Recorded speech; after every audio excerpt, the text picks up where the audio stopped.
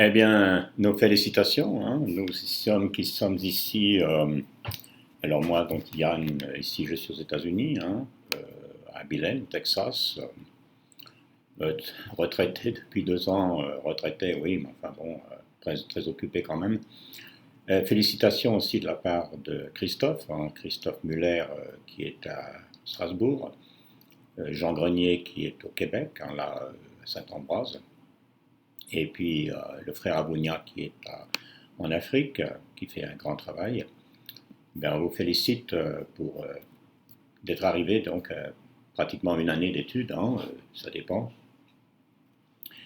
Et donc on vous envoie ce petit certificat, hein. C'est un peu symbolique, mais c'est aussi bien d'avoir un souvenir, de se rappeler de ce qu'on a pu accomplir ensemble. Surtout que c'est pas simplement une question d'études, hein, une question de connaissance, de savoir prêcher, de savoir enseigner, c'est aussi une question de personnel, hein, c'est une question de croissance personnelle. On n'étudie pas, puis après on arrête. Non, c'est pour un peu encourager, pour donner des éléments de connaissance, parce que chacun de vous, je l'espère, continue autant que possible à se former et à enseigner. La raison de se former, d'apprendre les choses, c'est aussi qu'on puisse les partager, hein, éventuellement.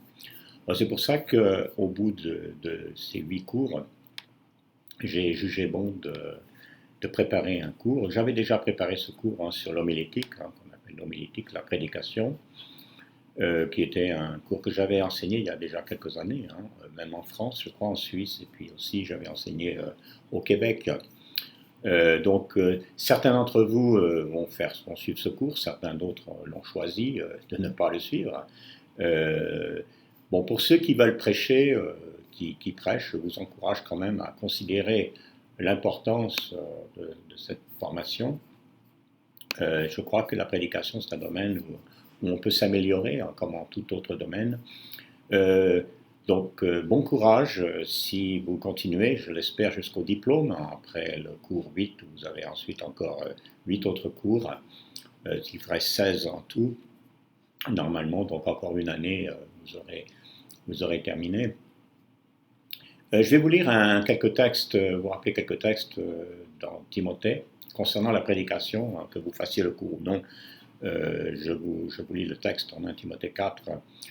Paul dit au verset 6, en exposant cela aux frères et sœurs, tu seras un bon serviteur de Jésus-Christ, nourri des paroles de la foi et du bon enseignement que tu as fidèlement suivi. Alors là, on voit très clairement cette responsabilité de celui qui prêche, qui enseigne dans l'assemblée, hein. D'abord, il dit en exposant cela, donc il faut que quelqu'un l'expose, que quelqu'un le présente. C'est-à-dire que le prédicateur, l'enseignant, il expose quelque chose qui existe déjà. Il n'invente rien, je veux dire, il va dans la parole et il encourage à partir de la parole que nous avons. Donc, quand nous faisons cela, quand nous exposons la parole, nous la présentons d'une manière claire et convaincante, bien, nous accomplissons un service, tu seras un bon serviteur. C'est intéressant que le mot ministre que nous utilisons dans le français, par exemple dans d'autres langues, en fait, à l'origine veut dire un serviteur. Un bon serviteur, il dit, nourrit des paroles de la foi et du bon enseignement que tu as fidèlement suivi. Donc celui qui va prêcher, qui va enseigner, il faut lui-même qu'il soit nourri, qu'il soit nourri de cette parole qu'il enseigne lui-même. Il dit aussi au verset 11 du même chapitre, hein, Timothée 4, transmet ses instructions, enseigne-les. Bon, qu'est-ce qu'il doit transmettre et enseigner? Des instructions, mais des instructions qui viennent d'où? Il n'invente rien. Les instructions qu'il vient de recevoir de l'apôtre Paul. Alors ici, on voit cette différence importante entre le rôle de Paul, un apôtre choisi pour être apôtre, hein, pour être un fondement dans l'Église, comme les autres apôtres, hein, pour donner des enseignements inspirés directement de Dieu, et Timothée qui est un prédicateur ou un évangéliste, un enseignant dans l'Église, hein, c'est pas du tout la même chose. Puis encore le verset 17 dans 1 Timothée 4, il mentionne les anciens, ça c'est intéressant. Il dit que les anciens qui dirigent bien soient jugés dignes d'un double honneur, hein. Surtout ceux qui travaillent à la prédication et à l'enseignement. C'est-à-dire surtout ceux qui travaillent à la prédication et à l'enseignement, parce que c'est vital, hein, pour l'Église. Sans une prédication, sans un enseignement, l'Église ne tient pas. Ou alors elle devient autre chose. Donc il ajoute d'ailleurs, en effet, l'Écriture dit, tu ne mettras pas de muselière au bœuf quand il foule le grain, et l'ouvrier mérite son salaire. Là, il est en train de souligner le fait qu'il est légitime, il est bien pour un ancien, même un prédicateur, un enseignant, d'être soutenu financièrement pour faire ce travail. Alors bien sûr, ce n'est pas une obligation, ce n'est pas toujours même possible. Même l'apôtre Paul lui-même, bien souvent, a dû travailler pour se soutenir lui-même. Mais c'est en tout cas quelque chose qui est juste et qui est biblique et qu'il faut considérer aussi, parce qu'il est évident que celui qui a plus de temps à disposition, hein, celui qui n'est pas obligé d'aller travailler 8 ou plus encore d'heures par jour, peut consacrer à l'étude, à la préparation, à l'enseignement, parce que quand même l'enseignement de l'Église, c'est peut-être la chose la plus importante, dans un sens, si on considère la vie des chrétiens, la vie de l'Église et les besoins qu'il y a pour chacun, chaque frère et sœur. En ce qui concerne la prédication, je ne vais pas vous exposer tout le cours. Je peux même vous l'envoyer si vous le désirez, hein, parce qu'il n'y a pas d'obligation de faire quoi que ce soit, à part pour ceux qui voudraient, ayant regardé le cours, ceux qui voudraient, je dirais, faire une petite vidéo pour me l'envoyer et puis que je puisse leur donner quelques avis. Mais il y a 7 parties, hein, alors je vais vous mentionner rapidement les 7 parties, mais je ne vais pas tout développer. Ce qui est intéressant, c'est la première partie dont je vais vous parler un petit peu. Donc, vous faites partie du message, ça c'est la première partie. Vous préparez le message, bon, il faut savoir comment faire ça. Il faut savoir un petit peu utiliser la voix et l'espace, ça c'est important. Il faut maintenir le contact, hein, ça c'est important aussi. Souvent le contact visuel aussi c'est important. Il faut de la flexibilité hein, quand on parle en public. Il ne faut pas forcément être coincé avec des phrases toutes faites. Et puis il faut aussi évaluer la durée, hein, parce que suivant où on parle, parler trop longtemps, c'est pas une bonne chose. Trop court non plus, hein. Faites un sermon, on vient vous écouter, vous parlez 5 minutes, ça fait quand même une drôle d'impression. Et puis vous êtes aussi à l'écoute, en tant que celui qui parle, celui qui prêche, vous devez être beaucoup à l'écoute aussi, hein. Ça c'est un principe important. Alors vous faites partie du message, c'est très important. Parce que vous ne vous contentez pas de présenter un enseignement, certaines vérités, c'est vous-même que vous présentez, c'est-à-dire votre personnalité, votre vie spirituelle intérieure, vos sentiments, vos émotions. Tout ça c'est perçu, on ne le pense peut-être pas, mais ce que nous avons en nous, le public ou ceux qui nous écoutent, d'une manière ou d'une autre, ils perçoivent des choses. Hein. C'est un peu mystérieux tout ça, mais c'est vrai. Le pouvoir de conviction, si vous voulez, en réalité, ne vient pas tellement le ton de voix qu'on va prendre, les attitudes physiques qu'on va prendre, bien que le corps exprime aussi par les gestes, communique des choses. Mais c'est surtout ce qui est en vous. C'est-à-dire que si vous n'êtes pas convaincu vous-même de ce que vous dites, vous aurez du mal à convaincre. Donc ça, c'est important. Si vous n'êtes pas clair vous-même dans ce que vous dites, si vous ne voyez pas clairement de quoi vous parlez, vous aurez du mal à être clair pour communiquer ce que vous voulez dire. Donc ça, c'est pas utile de forcément changer le ton de sa voix ou de faire des gestes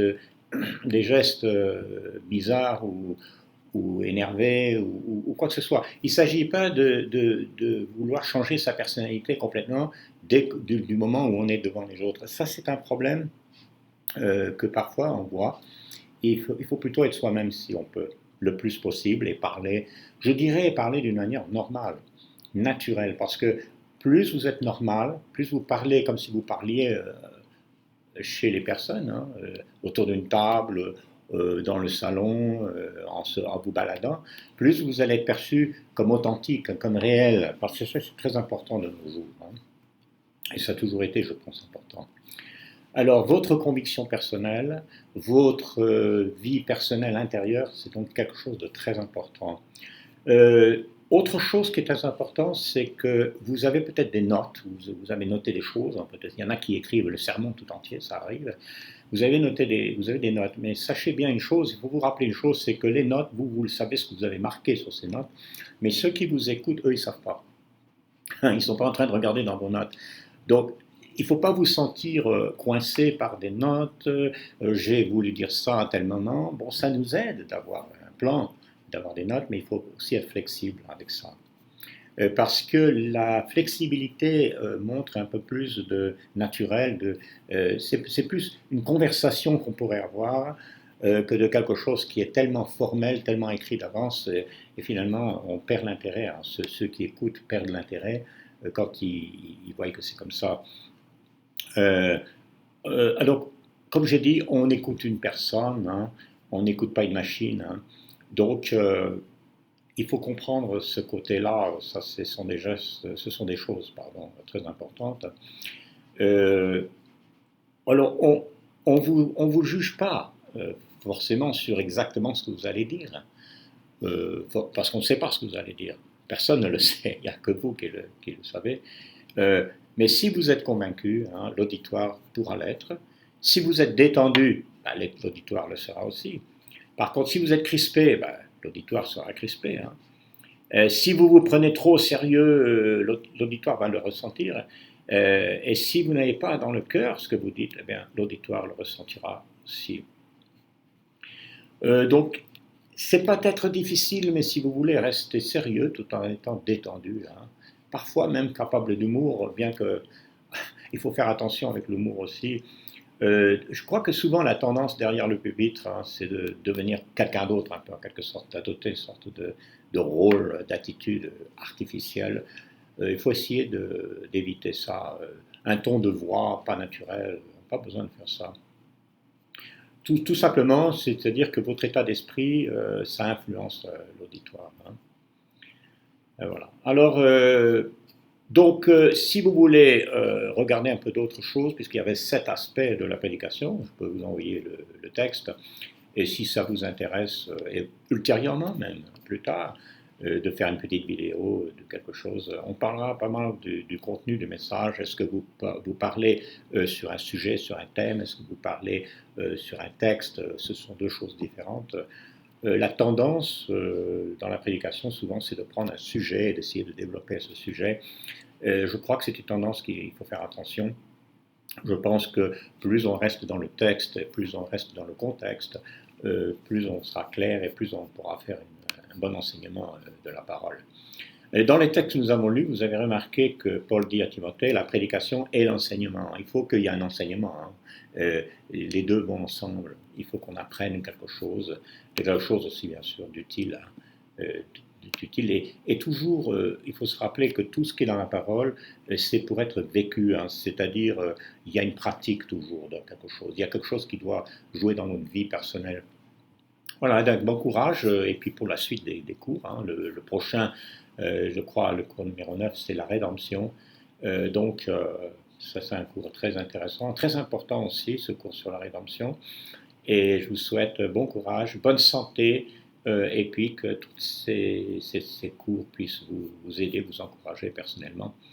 Et nos salutations, donc, comme j'avais dit au départ, hein, de ceux qui travaillent avec nous, bon, dépendant où vous êtes, si vous êtes en France par exemple, au Belgique, euh, probablement que vous aurez plus de cours avec Christophe, et si vous êtes au Québec avec Jean. Et moi, je coordonne un peu les choses, et puis j'ai aussi plusieurs qui font les cours avec moi. Et puis nos frères en Afrique aussi, je les salue. Il y a beaucoup d'entre eux qui n'ont pas l'Internet, qui travaillent avec le frère Arounia, surtout avec des cours, les mêmes cours, hein, mais par correspondance. Donc aussi ça c'est un travail très important. Et donc qu'on puisse s'encourager les uns les autres et peut-être même découvrir d'autres manières de nous former les uns les autres, de nous encourager, hein. La technologie moderne nous donne des possibilités. Alors, j'attends de vos nouvelles si vous voulez m'en donner. J'attends aussi que vous nous disiez, vous donnez des idées peut-être pour ces cours. Euh, Sentez-vous libre, il n'y a pas de problème. Que Dieu vous garde et que Dieu vous bénisse en toutes choses.